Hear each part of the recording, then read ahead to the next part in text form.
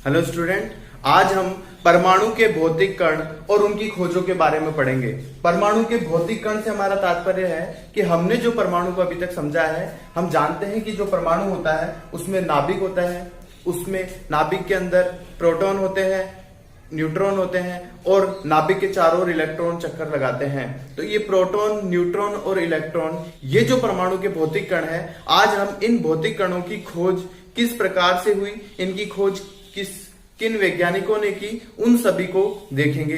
तो हम शुरुआत करते हैं इलेक्ट्रॉन से कि इलेक्ट्रॉन की खोज किसने की और प्रारंभ में जो इलेक्ट्रॉन है वो किस प्रकार से खोजा गया। तो पहला हम टॉपिक ले रहे हैं कि इलेक्ट्रॉन की खोज कैसे हुई। तो हम इतना तो जानते ही हैं, जैसे कि कल हमने ट्रिक देखी थी कि एडी ईट पर नाच, उससे हमने ये देखा था कि इलेक्ट्रॉन जो है उसकी खोज किसने की थी, थॉमसन ने की थी। ये हमें याद तो है। अब हम इसको देखेंगे कि इलेक्ट्रॉन की खोज हुई किस प्रकार से थी, शुरुआत में इलेक्ट्रॉन किस तरह से खोजा गया। तो एक कांच की नली थी, इस नली को हम विसर्जन नली बोलते हैं। ये सिंपल कांच की बनी हुई एक नली है। इस कांच की नली पे जो जे थॉमसन थे, ये थॉमसन है, इनका पूरा नाम है जे थॉमसन। याद रखने के लिए हमने इनका नाम थॉमसन रख रखा है। इनका पूरा नाम है जे थॉमसन। इन्होंने कांच की बनी हुई एक नली ली, इस नली के अंदर दो इलेक्ट्रोड लगाए। इलेक्ट्रोड क्या होते हैं? ये धातु की बनी हुई प्लेटें होती है। किसी भी चालक धातु की हमने दो प्लेटें ले ली। एक प्लेट ये वाली है, ठीक है, समतल प्लेट ले ली। इसको हमने एक तार से कनेक्ट कर दिया जो इस नली के बाहर आ रहा है। ऐसे ही एक और धातु की प्लेट हमने यहां पर ले ली, इसको भी हमने एक वायर की सहायता से कनेक्ट कर दिया। ये दोनों जो वायर है, चालक तार है, इसको हमने एक उच्च वोल्टता की बैटरी से कनेक्ट कर दिया। एक बड़ी बैटरी हमने जोड़ दी, जिसका नेगेटिव हमने सिरा इस तरफ रख दिया। नेगेटिव सिरा जिससे जुड़ा हुआ है इसको हम बोलेंगे कैथोड, और पॉजिटिव सिरा बैटरी का जिससे जुड़ा है उसे हम बोलेंगे एनोड। अब हमने क्या करा, ये जो नली थी हमारे पास, इस नली के अंदर हमने निर्वात उत्पन्न करा। हमने एक पाइप लिया, उस पाइप को हमने यहां वैक्यूम पंप से जोड़ दिया। वैक्यूम पंप क्या करता है कि इस नली के अंदर जितनी भी वायु है उस सारी वायु को निकाल करके बाहर भेज देता है। और इस नली के अंदर क्या उत्पन्न हो जाता है? इसके अंदर उत्पन्न हो जाता है निर्वात। निर्वात का मतलब ऐसा स्थान जहां पर किसी भी प्रकार की कोई वायु नहीं है। जैसा अंतरिक्ष के अंदर होता है वहां कोई वायु नहीं होती, तो उस तरह का यहाँ पर उत्पन्न हो जाता है। जब निर्वात उत्पन्न हो जाता है तो इस नली का जो दाब है वो बहुत उच्च हो जाता है। जो इसका दाब होता है वो अति उच्च हो जाता है, बहुत अधिक दाब इसके अंदर हो जाता है इस नली के अंदर। अब हमने क्या करा, जैसे ही बैटरी पे इस पर ऋणात्मक वोल्टता लगाई और इस पर धनात्मक वोल्टता लगाई, अब हम इसकी वोल्टता को बढ़ा रहे हैं। धीरे धीरे हम इसकी वोल्टता को बढ़ा रहे हैं। अगर मान लो ये बैटरी 100 वोल्ट की है, उदाहरण के लिए 100 वोल्ट की है, अब हम इसकी बैटरी की वोल्टता को बढ़ा रहे हैं 10 वोल्ट, 20 वोल्ट, 30 वोल्ट, 40 वोल्ट। इस तरह से हम इसकी वोल्टता को धीरे धीरे बढ़ा रहे हैं। जे थॉमसन द्वारा जैसे जैसे इसकी वोल्टता को बढ़ाया गया, इन्होंने एक विचित्र घटना इस नली के अंदर देखी कि इस नली के अंदर इन्हें कैथोड से एनोड के बीच में एक हरे रंग की लाइट, इस तरह से प्रकाश जाते हुए दिखाई दिया। ये प्रकाश कैसा है? हरे रंग का प्रकाश है। ये घटना किसको दिखाई दी? जे थॉमसन को दिखाई दी।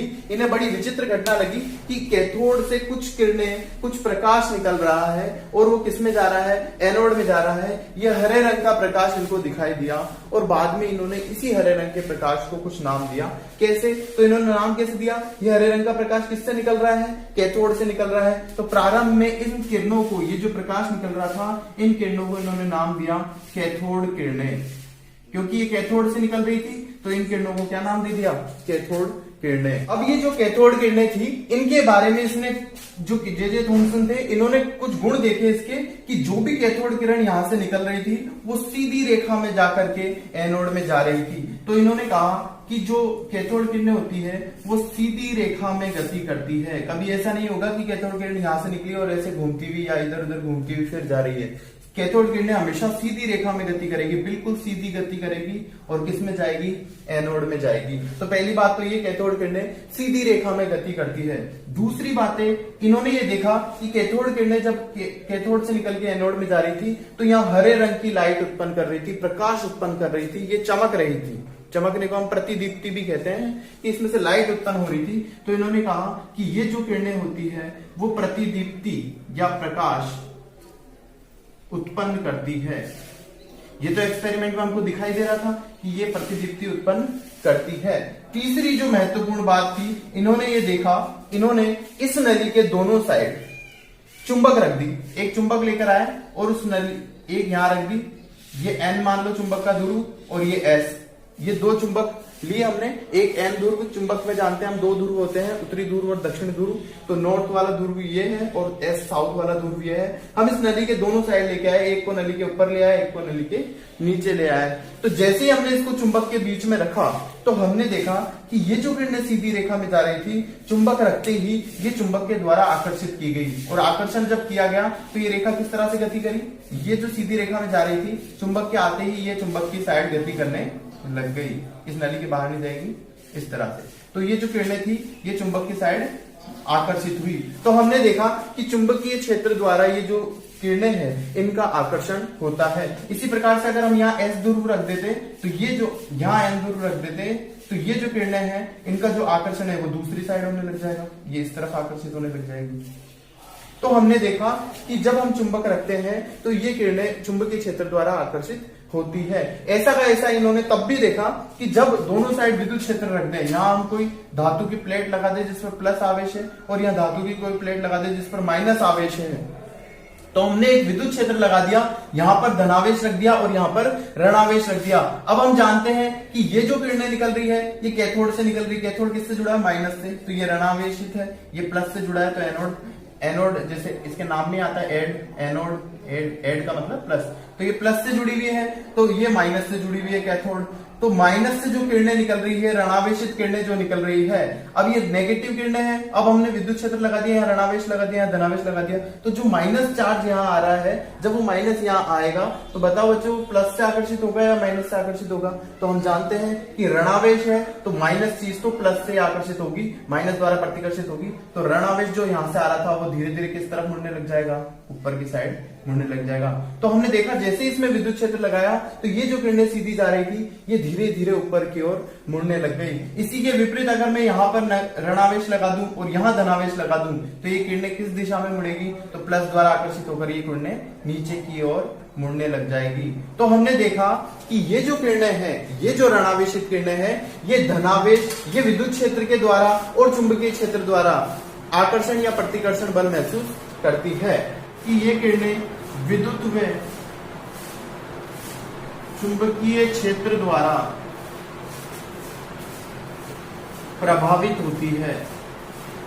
प्रभावित होती है, प्रभावित का मतलब उनकी तरफ आकर्षित या प्रतिकर्षित होती है। या हम समझ ले जब भी विद्युत या चुंबकीय क्षेत्र लगाया जाएगा तो उसका प्रभाव इन रेखाओं पर, इन कैथोड किरणों पर जरूर उत्पन्न होगा। तो हम कह देंगे ये विद्युत और चुंबकीय क्षेत्र द्वारा प्रभावित होती है।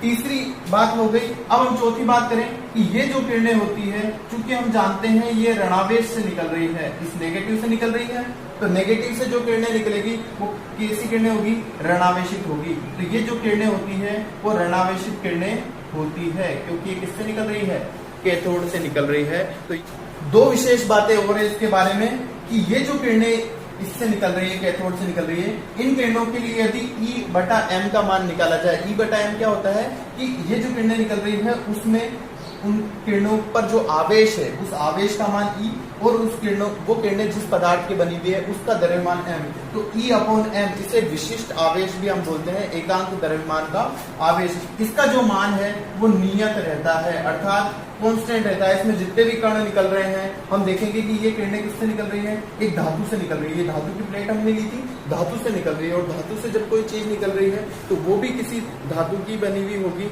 या द्रव्य की बनी होगी, द्रव्य यानी पदार्थ की बनी होगी। इन किरणों को हम द्रव्य किरणें भी कहते हैं। ये जो किरणें निकल रही है इनको हम द्रव्य किरणें कहते हैं, इन कैथोड किरणों को हम द्रव्य किरणें कहते हैं। तो इस तरह से कैथोड किरणों की खोज हुई, और बाद में ये किरणें चूंकि कैसी है, ऋणावेशित किरणें हैं, तो इसको बाद में नाम दिया गया कि ये जो ऋणावेशित किरणें निकल रही है इन्हीं किरणों को हम क्या, इन ऋणावेशों को ही हम क्या बोलते हैं, इलेक्ट्रॉन कहते हैं। तो इन ऋणावेश को ही हम क्या बोलते हैं, इलेक्ट्रॉन कहते हैं। और इस तरह से इलेक्ट्रॉन की खोज हुई, जो किसके द्वारा की गई, जे थॉमसन के द्वारा की गई। नेक्स्ट जो हम देखेंगे वो है प्रोटॉन की खोज, क्योंकि परमाणु के अंदर प्रोटॉन भी होता है। तो प्रोटॉन की खोज किसने की, तो कल जो ट्रिक हमने देखी थी उसके आधार पर एडी ईट पर नाच, तो प्रोटॉन की खोज रदरफोर्ड ने की थी। तो यहां पर हम लिख देंगे प्रोटॉन की खोज जो है वो रदरफोर्ड द्वारा की गई। तो रदरफोर्ड ने प्रोटॉन की खोज की। अब प्रोटॉन की खोज हुई किस प्रकार से थी, प्राचीन काल में जो एक्सपेरिमेंट रदरफोर्ड के द्वारा किया गया, जिससे पहली बार हमें प्रोटॉन के बारे में पता चला, तो वो एक्सपेरिमेंट क्या था। तो रदरफोर्ड ने भी क्या किया कि एक नली ली, कांच की बनी हुई ये नली है, इसमें इस साइड एनोड को लिया गया। जो एक्सपेरिमेंट थॉमसन ने किया था उन्हीं के एक्सपेरिमेंट के विरुद्ध इन्होंने यहां पर एनोड को लिया और दूसरी साइड कैथोड को लिया। इस तरह से कैथोड जो था धातु की बनी हुई वो प्लेट है, लेकिन इसको वृत्ताकार प्लेट इनके द्वारा ली गई है, गोल प्लेट ली गई है। और वो जो प्लेट है उसके अंदर इस तरह से गोल गोल छिद्र किए हुए हैं। इस तरह से इस प्लेट पर गोल गोल छिद्र किए हुए हैं। ये कौन सी प्लेट है, कैथोड की प्लेट है। और इसको फिर बाहर एक बैटरी के द्वारा जोड़ दिया गया। उच्च वोल्टता की ये बैटरी है, प्लस को इस तरफ से जोड़ा गया तो ये एनोड बन गई प्लेट, और नेगेटिव को इधर जोड़ा गया तो ये कैथोड बन गई। और इस तरह से हमने कनेक्ट किया। तो जैसे ही यहाँ पर रदरफोर्ड के द्वारा यहाँ पॉजिटिव वोल्टेज लगाई गई और वोल्टेज का मान बढ़ाया गया, अति उच्च वोल्टता को यहाँ जनरेट जब किया गया, तो इन्होंने देखा कि यहाँ से कुछ धन आवेशित कण इस प्लेट से बाहर की ओर निकल रहे हैं और इस दिशा में गति करने लग गए। इस दिशा में क्यों गति कर रहे हैं, ये धनावेशित कण निकल करके किसी भी दिशा में गति कर सकते हैं, लेकिन इनकी जो दिशा है वो इस तरफ इसलिए है क्योंकि हमने दूसरी साइड किस आवेश को लगाया है, नेगेटिव चार्ज को लगाया है। और नेगेटिव चार्ज इन प्लस को क्या करेगा, आकर्षित करेगा। इसलिए प्लस जो है आकर्षित होकर किसकी तरफ बढ़ रहे हैं, इन नेगेटिव चार्ज की तरफ बढ़ रहे हैं, नेगेटिव आवेश की तरफ बढ़ रहे हैं। तो इस तरह से ये धन आवेशित किरणें यहाँ निकलती हैं, इनको धन आवेशित किरणें कहा गया। ये धन आवेशित किरणें निकलती है और ये किसकी तरफ बढ़ रही है, कैथोड की तरफ बढ़ रही है, और बहुत तेज स्पीड से ये जब बढ़ रही है। अब हम जानते हैं जो कैथोड हमने लिया है उसको छिद्रित लिया है हमने, ये छिद्रित हमने जानबूझ के लिया है क्योंकि ये कैथोड जो है इन धनावेशित किरणों को अपनी ओर आकर्षित करेगा, जिसके कारण बहुत अधिक वेग से ये धनावेशित कण इसकी ओर बढ़ेंगे। अब जो धनावेशित कण इनके छिद्र की दिशा में बढ़ रहे हैं वो सीधे इस छिद्र को पार करके कहां चले जाएंगे, आगे चले जाएंगे। और इस नली के इस तरफ हमने एक कोई प्रतिदीप्ति पदार्थ का लेप किया हुआ है। प्रतिदीप्ति पदार्थ वह पदार्थ होता है कि जिस पर जब भी कोई आवेशित किरणें गिरती है तो वो एक प्रकाश उत्पन्न करता है। तो ये धनावेशित किरणें जैसे ही इस प्रतिदीप्ति पदार्थ के ऊपर गिरती है, ये प्रतिदीप्ति पदार्थ चमकना स्टार्ट कर देता है और ये लाल रंग के अंदर चमकता है। इसके चमकने से ये सिद्ध हो जाता है कि यहाँ पर कोई किरणें आकर के गिर रही है। इसी से हमें पता चलता है, क्योंकि ये किरणें हमको आती हुई दिखाई नहीं देती है। ये प्रतिदीप्ति पदार्थ जब चमकना चालू करता है, जैसे ही हम इस पर हाई वोल्टेज लगाते हैं, ये प्रतिदीप्ति प्रकाश चमकना चालू करता है, लाल रंग में चमकता है। इसकी वोल्टता को हम जैसे जैसे बढ़ाएंगे, यहाँ से धनावेश जो निकल रहे हैं उनकी संख्या ज्यादा होगी। जब ज्यादा धनावेश जाकर के यहाँ गिरेंगे तो ये जो लाल रंग है इसका चमकना और ज्यादा डार्क लाल कलर का होता जाएगा। उससे हमें पता चल जाएगा कि जो धनावेशित कण है वो यहाँ पर अधिक संख्या में अब गिर रहे हैं। तो फिर रदरफोर्ड द्वारा इन धनावेशित किरणों के बारे में भी कुछ विशेष बातें बताएगी। पहली बात तो यही है कि ये भी जो है सीधी रेखा में गति करते हैं। ये जो धनावेशित कण है ये सीधी रेखा में गति करते हैं। दूसरी बात, ये एनोड से निकल रहे हैं, तो ये जो किरणें हैं वो कैसी है, धनावेशित किरणें हैं। अब ये जो किरणें हैं ये भी किसी पदार्थ से ही उत्पन्न हो रही है। तो पदार्थ से जब उत्पन्न हो रही है ये किरणें, तो इन किरणों को हम द्रव्य किरणें कहेंगे। द्रव्य यानी पदार्थ से उत्पन्न होने वाली किरणें कहेंगे। चौथी बात अगर हम करें तो इन किरणों को भी जब विद्युत और चुंबकीय क्षेत्र में रखा जाएगा, अर्थात इसके भी दोनों साइड जब चुंबक लगा दी जाएगी या दोनों साइड प्लस या माइनस आवेश लगा दी जाएगी, आवेश की प्लेटें लगा दी जाएगी, तो ये विद्युत और चुंबकीय क्षेत्र द्वारा प्रभावित होगी, अर्थात या तो ऊपर की ओर या नीचे की ओर मुड़ेगी। ऐसा नहीं हो सकता हमने विद्युत क्षेत्र लगा दिया और ये सीधी रेखा में गति कर जाए। तो विद्युत क्षेत्र या चुंबकीय क्षेत्र लगाने पर ये प्रभावित होगी। तो हम यहाँ लिख देंगे कि धनावेशित किरणें भी विद्युत व चुंबकीय क्षेत्र द्वारा प्रभावित होती है। पांचवी बात इनके बारे में विशेष बात यह है कि इन किरणों का भी E/m जो होता है वो नियत रहता है, अर्थात जो विशिष्ट आवेश है उसका मान नियत होता है। अर्थात इस किसी भी एक कण धनावेशित कण को ले लो, उस धनावेशित कण का आवेश निकाल लो, इलेक्ट्रॉन E का मतलब आवेश है, उसका आवेश निकाल लो और उस एक धनावेशित कण का द्रव्यमान निकाल लो, उसका भाग दे दो, तो ये जो मान आएगा हर धनावेशित कण के लिए अगर E/m का मान निकालोगे तो सारे E/m के जो मान आएंगे वो एक जैसे ही आएंगे, अर्थात नियत होंगे, कांस्टेंट होंगे। तो इस तरह से प्रोटॉन की खोज हुई जो रदरफोर्ड ने की। तो अभी हमने इलेक्ट्रॉन की खोज को देखा कि थॉमसन द्वारा किस तरह से इलेक्ट्रॉन की खोज की गई और रदरफोर्ड द्वारा किस तरह से प्रोटॉन की खोज की गई। तो जब इलेक्ट्रॉन की खोज हो गई और प्रोटॉन की खोज हो गई और अभी तक हमें ज्ञात है कि जो पदार्थ होता है वो परमाणुओं के द्वारा मिलकर बना होता है। पिछले टॉपिक में जो हमने पदार्थ पढ़ा था, अगर जैसे ये कोई पदार्थ है तो ये किससे मिलकर बना होता है, छोटे छोटे कणों से मिलकर बना जाता है जिसे और अधिक विभाजित नहीं किया जा सकता, और उन कणों को हमने क्या नाम दिया था, परमाणु नाम दिया था। तो हमने देखा कि कोई पदार्थ है वो छोटे छोटे कणों से मिलकर बना है और एक छोटे से छोटे कण को हम क्या नाम दे रहे हैं, परमाणु नाम दे रहे हैं। तो पूरा पदार्थ है वो किससे मिलकर बना है, परमाणुओं से मिलकर के बना है। तो ये जो पदार्थ था, यहाँ भी हमने कैथोड लिया, यहाँ हमने एनोड लिया, तो उनसे जो किरणें निकल रही थी वो धनावेशित किरणें निकल रही थी और ऋणावेशित किरणें निकल रही थी, यानी इलेक्ट्रॉन भी निकल रहे थे और प्रोटॉन भी निकल रहे थे। तो किसी पदार्थ से इलेक्ट्रॉन और प्रोटॉन निकल रहे हैं, जबकि हम जानते हैं पदार्थ के अंदर तो केवल परमाणु ही होते हैं।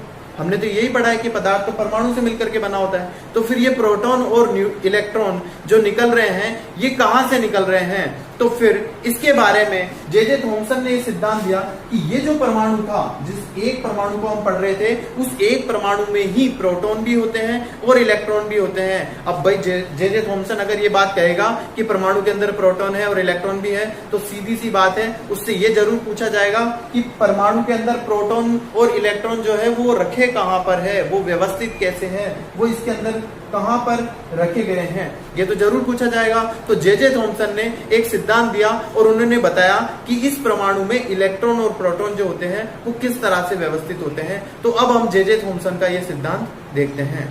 तो जे थॉमसन जो थे, जिन्होंने परमाणु प्रतिरूप को किस तरह से समझाया, हम देखते हैं। अब देखिए बच्चों, जे थॉमसन पहले व्यक्ति है जो परमाणु को समझाने जा रहे हैं, क्योंकि इससे पहले प्रैक्टिकल के अंदर ये तो प्रूफ हो चुका है कि परमाणु के अंदर इलेक्ट्रॉन होते हैं और प्रोटॉन होते हैं, लेकिन केवल ये बताना है कि इलेक्ट्रॉन और प्रोटॉन होते किस जगह पर हैं। तो जे थॉमसन पहले व्यक्ति है जो बता रहे हैं कि परमाणु में इलेक्ट्रॉन और प्रोटॉन किस तरह से व्यवस्थित होते हैं।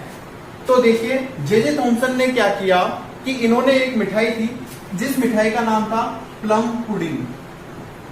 प्लम पुडिंग ये केक के जैसी होती है, जैसा कि आपको यहाँ पर चित्र दिख रहा है, ये प्लम पुडिंग मिठाई का चित्र है। इस मिठाई में हम देख रहे हैं कि ये जो सूखे मेवे हैं ब्लैक कलर के जो हमको दिखाई दे रहे हैं, ये सूखे मेवे इस केक के अंदर, इस मिठाई के अंदर मनचाही जगह पर बीच बीच में धसे हुए हैं। तो इस मिठाई की तुलना ठीक उसी प्रकार से की गई कि परमाणु में भी जो इलेक्ट्रॉन होते हैं वो इस तरह से धसे हुए होते हैं। जे थॉमसन ने ये बताया कि परमाणु एक धनावेशित गोला है, परमाणु एक धन आवेशित गोला है। पूरे परमाणु के अंदर क्या है, धन आवेश है, ये पूरा पॉजिटिव चार्ज है। तो पॉजिटिव चार्ज है तो पॉजिटिव तो कौन होते हैं, प्रोटॉन होते हैं। तो प्रोटॉन की खोज, प्रोटॉन कहाँ है, तो बता दिया, प्रोटॉन तो पूरे परमाणु में ही है। पूरा का पूरा परमाणु ही क्या है, धनावेशित गोला है। जैसे इस मिठाई के अंदर चारों तरफ जो केक दिखाई दे रहा है, ये पूरा का पूरा क्या है, धनावेशित है। और जो इसके बीच बीच में ये सूखे मेवे जो लगे हुए हैं, तो वो जो सूखे मेवे हैं वो किसको प्रदर्शित कर रहे हैं, इलेक्ट्रॉन को प्रदर्शित कर रहे हैं। तो इस तरह से जे थॉमसन ने परमाणु का प्रतिरूप बताया कि परमाणु में प्रोटॉन और इलेक्ट्रॉन कहाँ है, तो बोलो पूरा जो धनावेशित गोला है ये पूरा का पूरा ही क्या है, प्रोटॉन है। और इलेक्ट्रॉन कहाँ है, तो इलेक्ट्रॉन इसके बीच बीच में जो ये सूखे मेवे लगे हुए हैं ये इलेक्ट्रॉन है। ऐसा कैसा उदाहरण हम तरबूज का भी ले सकते हैं कि ये जो तरबूज है, इस तरबूज में हम देख रहे हैं ये रेड कलर का जो पूरा है, इसे हम धनावेशित गोला मान सकते हैं। तो ये तो प्रोटॉन हो गए, और जो बीच बीच में बीज जो इसके हैं उन्हें हम इलेक्ट्रॉन मान सकते हैं। तो रदरफोर्ड चूंकि पहले व्यक्ति थे, तो रदरफोर्ड ने अपने आधार पर जो मिठाई दिखी, जो तरबूज दिखा, उस आधार पर इन्होंने परमाणु के प्रतिरूप को समझा दिया। लेकिन हम जानते हैं कि ये प्रतिरूप बहुत ही जल्दी विफल होने वाला है, क्योंकि अगले जो साइंटिस्ट आए रदरफोर्ड, और जो उन्होंने एक्सपेरिमेंट किया, एक प्रयोग किया, उस प्रयोग से इन्होंने जो ये थॉमसन का परमाणु प्रतिरूप था इसको गलत साबित किया। तो अब हम अगले वैज्ञानिक को देख रहे हैं, रदरफोर्ड को, कि उन्होंने परमाणु का प्रतिरूप किस तरह से दिया। तो अब हम रदरफोर्ड ने जो परमाणु प्रतिरूप दिया उसको देखेंगे। उससे पहले रदरफोर्ड ने जो एक्सपेरिमेंट किया हम उसको देखते हैं। तो रदर जानते हैं गोल्ड होता है, उसकी एक बहुत पतली पन्नी ली, पन्नी जैसे होती है प्लास्टिक की होती है पॉलीथीन, उतनी पतली पन्नी एक ली। किसकी ली है, लेकिन वो जो पन्नी है वो किसकी बनी है, सोने की बनी है, स्वर्ण की बनी है, गोल्ड की बनी है। तो गोल्ड क्यों लिया है, क्योंकि गोल्ड एक ऐसा पदार्थ है जिसे बहुत अधिक पतला किया जा सकता है, क्योंकि सोना जो होता है उसकी तन्यता, जो खिंचाव की क्षमता होती है वो सबसे ज्यादा होती है, इसलिए इन्होंने सोने की पन्नी यहाँ पर ली। तो एक्सपेरिमेंट किस तरह से किया, तो यहाँ इन्होंने एक हीलियम कण, हीलियम के नाभिक के निष्कासन के लिए एक एक्सपेरिमेंट सेटअप किया। इस बॉक्स से हीलियम के नाभिक निकलते हैं, हीलियम एक पदार्थ है He, उसके नाभिक यहां से निकल सकते हैं। इनके सामने एक सोने की पन्नी रख दी, जो सोने की पतली पन्नी ली गई उसको इसके सामने रख दिया गया। ये तिरछी रखी हुई है इसलिए हमने बोर्ड पर इस तरह से बनाई है। ये पन्नी किसकी है, ये स्वर्ण की बनी हुई पन्नी है। पन्नी हमने इसलिए लिखा है क्योंकि ये बहुत बहुत पतली है। अब इस पन्नी के चारों ओर इस तरह से एक आवरण लिया गया, ये एक आवरण है, इस तरह का एक आवरण लिया गया। यह आवरण क्यों लिया गया है, क्योंकि अभी हम देखेंगे इस आवरण का क्या उद्देश्य है। एक किसी भी पदार्थ का बना हुआ, एक धातु का बना हुआ मान लो कोई आवरण हमने ले लिया है, इस आवरण पर हमने क्या करा, एक लेप कर दिया, जैसे कलर करते हैं, पेस्ट करते हैं, ऐसे लेप कर दिया। ये लेप किसका करा है, जिंक सल्फाइड ZnS का लेप करा है, क्योंकि ये एक प्रतिदीप्ति पदार्थ होता है। इस पर जब भी कोई आवेशित कण गिरता है तो ये प्रतिदीप्ति उत्पन्न करता है, प्रकाश उत्पन्न करता है, इसलिए इस पूरे पर ही किसका लेप कर दिया, ZnS का लेप कर दिया। तो ये जो पूरा आवरण था इसको ZnS द्वारा लेपित कर दिया गया। तो रदरफोर्ड ने क्या किया कि यहां से जो ये हीलियम के नाभिक हैं, इन हीलियम के नाभिकों की बौछार की, किस पर करी, तो सामने ये जो स्वर्ण की पन्नी है इस पर की। इस स्वर्ण की पन्नी पर हीलियम के नाभिक की बौछार की गई। तो जब ये स्वर्ण की पन्नी से ये हीलियम के नाभिक टकराए तो टकराने के बाद किस दिशा में जाएंगे वो हमें पता कैसे चलेगा, तो ये जो ZnS का लेप किया हुआ है उससे हमें पता चलेगा। तो हमने देखा कि जब हीलियम के नाभिकों की हमने बौछार की तो सबसे ज्यादा जो पर्दे का, इस आवरण का हिस्सा जो चमक रहा था वो ये वाला हिस्सा था, ये सबसे ज्यादा प्रकाश उत्पन्न कर रहा था। सबसे ज्यादा अगर प्रकाश ये वाला हिस्सा उत्पन्न कर रहा है, इसका मतलब ये जो हीलियम के कण निकल रहे हैं वो किस दिशा में जाकर के टकरा रहे हैं, वो इस पर जाकर के टकरा रहे हैं। इसका मतलब जितने भी हीलियम के कण निकले वो इस पन्नी से सीधे निकल गए और किस पे टकराए, इस आवरण पर के इस हिस्से पर जाकर के टकरा रहे हैं। अर्थात इस पन्नी का इन हीलियम के कणों पर कोई भी प्रभाव नहीं हुआ। तो इससे हम लिख सकते हैं कि अधिकांश कण तो कैसे निकल गए, अधिकांश जो हीलियम के कण थे वो सीधे निकल गए, सीधे निकले और पर्दे आवरण पर जाकर के टकरा गए। अब हम देख रहे हैं कुछ कण ऐसे भी थे जो इस पन्नी से टकराए और कुछ एंगल पर, जैसे 90 डिग्री, जैसे ये कुछ थीटा एंगल पर या 90 डिग्री पर, ये 90 डिग्री पर या 120 डिग्री तक भी, यहां तक भी पहुंचे। कुछ कण ऐसे भी थे, थोड़ा बहुत प्रकाश यहाँ पर भी उत्पन्न हुआ। इन प्रकाश से हम पता लगा रहे हैं कि हीलियम के कण इससे टकराने के बाद किस दिशा में जा रहे हैं। अब हम देखें कि जब ये हीलियम के कण इस स्वर्ण पट्टिका से टकरा रहे थे तो बहुत कम कण, लगभग 20,000 में से एक कण, 20,000 में से कोई एक कण ऐसा भी था जो जब इस स्वर्ण पट्टिका से टकराया तो टकराने के बाद बिल्कुल वापस लौट गया। जब ये स्वर्ण पट्टिका से टकराया तो टकराने के बाद बिल्कुल 180 डिग्री पर मुड़ करके वापस लौट गया।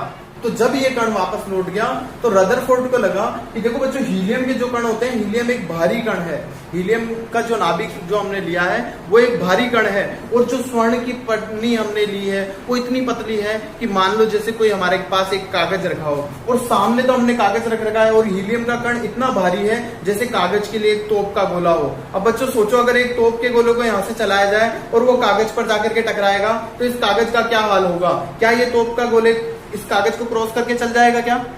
तो बिल्कुल चला जाएगा। हम जानते हैं कि कागज से तोप के गोले पर कोई प्रभाव नहीं पड़ेगा, तोप का गोला तो बिल्कुल सीधा निकल जाएगा। लेकिन ये जो घटना यहाँ पर हुई ये बहुत आश्चर्यचकित कर देने वाली घटना थी। ऐसा क्यों था? क्योंकि उस कागज से ये तोप का गोला टकरा करके बिल्कुल वापस लौट गया और हमको यहाँ पर प्राप्त हुआ। तो हमने देखा ये तो बहुत आश्चर्यचकित वाली घटना है कि तोप का गोला इस कागज से टकरा करके कैसे आ गया। यहाँ जो था हीलियम कण इस सोने की पतली सी पन्नी से टकरा करके कैसे वापस आ गया। हालांकि इन कणों की संख्या बहुत कम थी, 20,000 कणों में से कोई एक कण ही ऐसा था जो 180 डिग्री पर टकरा करके वापस आ रहा था। तो इस आधार पर रदरफोर्ड ने कुछ कल्पनाएं प्रस्तुत करी। पहला तो ये हो गया कि अधिकांश कण तो सीधे निकल गए, कुछ जो कण थे वो 120 से 90 डिग्री पर प्रतिकर्षित हुए और 20,000 में से कोई एक कण ऐसा था जो 180 डिग्री पर प्रतिकर्षित हुआ। तो जो रदरफोर्ड का एक्सपेरिमेंट था उस एक्सपेरिमेंट से हमको 3 बातें पता चली कि अधिकांश कण तो सीधे निकल गए, कुछ कण 90 डिग्री और 180 डिग्री पर भी विक्षेपित हुए और बहुत कम लगभग 20,000 में से एक कण ऐसा था जो बिल्कुल 180 डिग्री पर प्रतिकर्षित हुआ है। तो इस आधार पर अब हम ये कल्पना करेंगे कि ये जो स्वर्ण की पतली सी पन्नी थी इसमें जो परमाणुओं से मिलकर के ये बनी हुई पन्नी थी उस परमाणु में प्रोटॉन और इलेक्ट्रॉन कहां पर है। तो देखिए बच्चों, हम भी जो है रदरफोर्ड के साथ साथ कल्पना करते हैं और हमारे दिमाग में भी एक इमेज बनाते हैं कि जैसे मान लो ये कोई परमाणु होगा, क्योंकि ये जो सोने की पन्नी यहाँ रखी भी है तो ये सोना एक पदार्थ से मिलकर के बना है। तो पदार्थ जब है तो इसमें परमाणु होंगे क्योंकि हर पदार्थ परमाणु से मिलकर के बना होता है। और अभी अभी हमने देखा है कि परमाणु के अंदर प्रोटॉन होते हैं और इलेक्ट्रॉन होते हैं, जो कि थॉमसन ने बताया भी था कि किस तरह से व्यवस्थित होते हैं। लेकिन अब हम इसकी व्यवस्था को यही समझाने की कोशिश कर रहे हैं। हमने एक एक्सपेरिमेंट किया और एक्सपेरिमेंट में देखा कि ये अगर परमाणु था तो यहाँ से जब हमने अल्फा कणों की बौछार की या हीलियम के नाभिकों की बौछार की, इन्हें हीलियम के नाभिक या अल्फा कण भी कहते हैं, तो अल्फा कण या हीलियम के नाभिक की जब बौछार की तो हमने देखा कि इस परमाणु से अधिकांश कण तो निकल करके सीधे चले गए, क्योंकि हमको सामने मिल रहे हैं ये हीलियम के नाभिक। तो जब अगर हमको सामने ये हीलियम के नाभिक या अल्फा कण हमको मिल रहे हैं, इसका मतलब ये परमाणु जो था कोई पदार्थ यहाँ से आ रहा है और इसमें से गुजर करके सीधा ही जा रहा है। कोई पदार्थ सीधा कब जाएगा? जब किसी चीज से टकराएगा नहीं, तभी तो कोई वस्तु सीधी जाएगी। अगर हम तेज भाग रहे हैं और हम बिल्कुल सीधे ही जा रहे हैं, इसका मतलब हम किसी वस्तु से टकरा नहीं रहे। अगर हम किसी से टकरा जाएंगे तो फिर हम सीधे थोड़ी जाएंगे, फिर तो हमारी दिशा मुड़ जाएगी। तो इसी प्रकार से ये जो अल्फा कण थे वो इस परमाणु से सीधे निकल गए। तो एक बात तो हमें क्लियर समझ में आ रही है कि इस परमाणु का जो अधिकांश भाग है, अधिकतर जो इसका भाग है वो खोखला है, एकदम खाली है। क्योंकि ये खाली होगा तभी क्या निकलेंगे, ये अल्फा कण जो है सीधे निकल जाएंगे। तो पहली बात तो हमारे सामने आई कि परमाणु का अधिकांश जो भाग है, अधिकांश भाग जो है वो कैसा होता है? खोखला होता है, खाली होता है। क्योंकि तभी तो ये अल्फा कण कैसे निकल गए? सीधे निकल गए। अब अधिकांश भाग को तो हमने क्या बता दिया? खोखला बता दिया। जे थॉमसन तो बोल रहा था कि पूरा का पूरा परमाणु ही क्या है? धनावेशित गोला है। अगर पूरा परमाणु ही धनावेशित गोला होता तो ये अल्फा कण आते तो इससे टकरा के इधर उधर चले जाते, सीधे क्यों जाते? अगर अल्फा कण सीधे गए हैं इसका मतलब इसका अधिकांश भाग तो कैसा होना चाहिए? खोखला होना चाहिए। ये बात किसने बताई? रदरफोर्ड ने बताई। तो यहीं पर धीरे धीरे कौन फेल हो रहा है? थॉमसन का परमाणु सिद्धांत फेल हो रहा है। पहली बात तो समझ में आ गई, अधिकांश भाग खोखला है। लेकिन हम ये बात भी नहीं भूलेंगे कि परमाणु के अंदर प्रोटॉन और इलेक्ट्रॉन है। तो प्रोटॉन और इलेक्ट्रॉन है तो कहीं ना कहीं तो व्यवस्थित होने चाहिए। तो फिर अब कैसे समझाएं कि प्रोटॉन कहाँ है? तो रदरफोर्ड ने सुझाव दिया कि इसके अंदर जो प्रोटॉन है, जो धनावेश है, वो इस नाभिक के बिल्कुल केंद्र पर छोटी सी जगह पर है। केवल इतनी सी जगह पर कौन है? धनावेशित है। इसका जो पूरा धनावेश है, इसका जो पूरा द्रव्यमान है, वो केवल और केवल इसके केंद्र पर बहुत छोटी सी जगह पर है। कितनी छोटी जगह पर है? इसको अगर हम एक उदाहरण से देखें तो जैसे फुटबॉल का जो पूरा मैदान होता है, इतना बड़ा मैदान फुटबॉल का है और उसके मैदान के बीचों बीच एक छोटी सी मक्खी अगर बैठ जाए तो वो जो मक्खी है उसको हम कहेंगे नाभिक, और ये जो पूरा का पूरा मैदान है उसको हम कहेंगे परमाणु। तो इतना बड़ा होता है परमाणु और उसमें जो मक्खी होती है केवल इतनी सी जगह पर कौन होता है? नाभिक होता है। अब बताओ, अगर पूरे फुटबॉल के मैदान का द्रव्यमान केवल उस मक्खी के अंदर आ जाए, इस पूरे फुटबॉल के मैदान का जितना भी भार है, जितना भी वजन है, अगर वो उस मक्खी के अंदर आ जाए तो सोचो वो मक्खी कितनी ज्यादा ताकतवर हो जाएगी, कितनी ज्यादा वो ठोस हो जाएगी।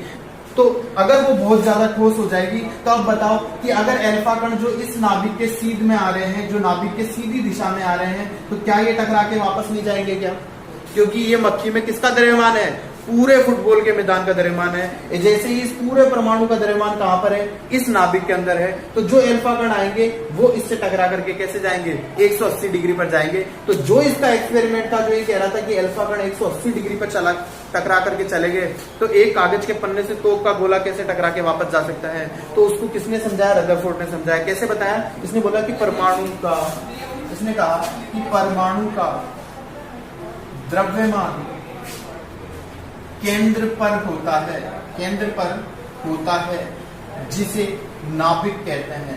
उस केंद्र को क्या नाम दिया, नाभिक कहते हैं। और इसके साथ साथ इसने ये भी समझा दिया कि ये टकरा करके 180 डिग्री पर कैसे वापस आ रहे हैं। तो देखो दो बातें अभी तक रदरफोर्ड समझा चुका है कि अधिकांश कण सीधे क्यों गए, क्योंकि परमाणु कैसा था, खाली था।